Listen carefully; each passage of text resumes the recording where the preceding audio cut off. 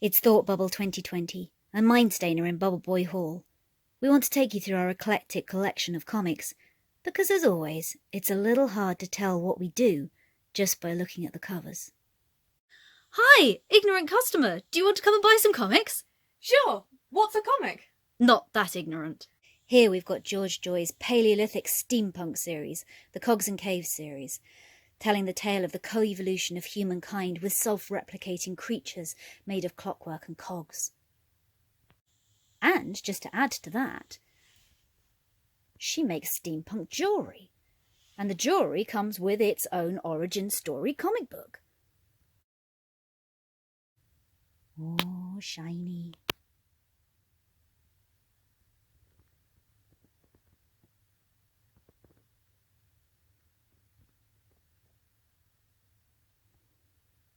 And how could you resist Sarah Peplow's Veg Patch, the only comic book that comes with seeds, so you too could sow the seeds of enlightenment or the seeds of your own destruction? So, what's the seed of enlightenment and what's the seed of destruction? Well, the seed of enlightenment grows Romanesque cauliflower, the fractal cauliflower that messes with your mind. And the seed of destruction is, of course, Celeriac, demon spawn of Cthulhu. This comic book also comes with a recipe, so you can grow the seeds of enlightenment and then cook them. That sounds amazing! And now on to Sarah Peplow's Damaris.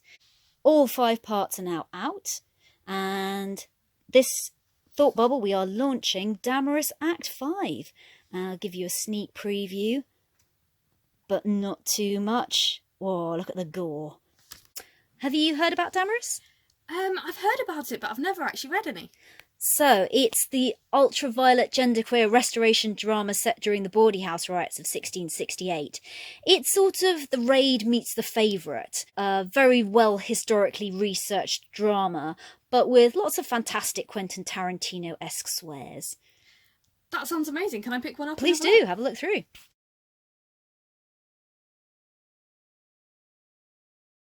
Wow, and Sarah Peplow's... She drew it, wrote it, researched it, the whole lot. It's completely done by her.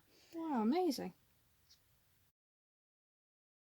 So now we come to the really mind-bending part of Mindstain's offerings.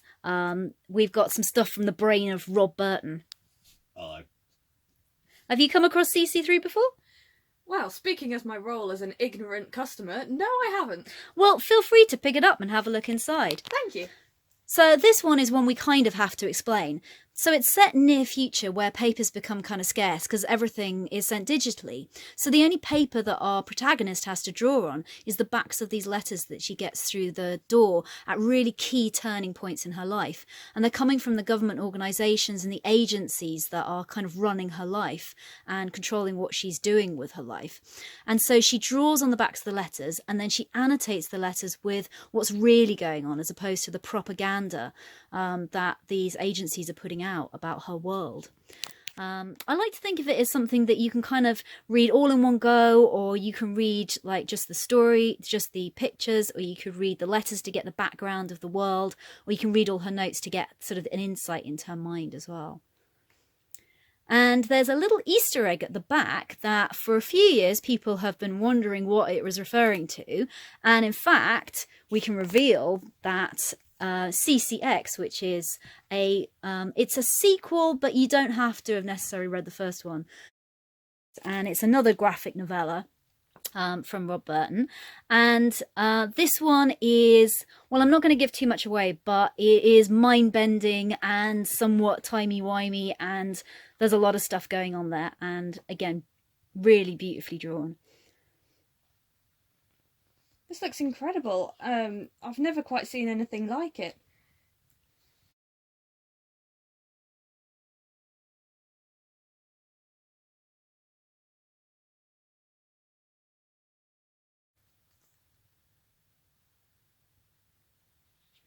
And because we're nothing if not bargainous, not only can you get CC3 and CCX in a bundle, but we're also including First Constructs, which is an anthology all written by Rob.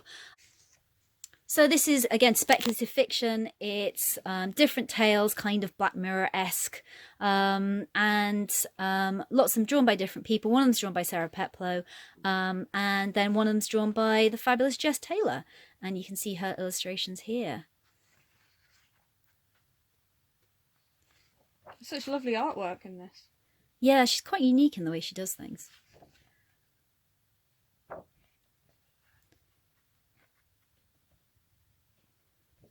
And so that's pretty much Mindstain. Thank you so much. And can I take a badge? Please do. Feel free to pick our brains.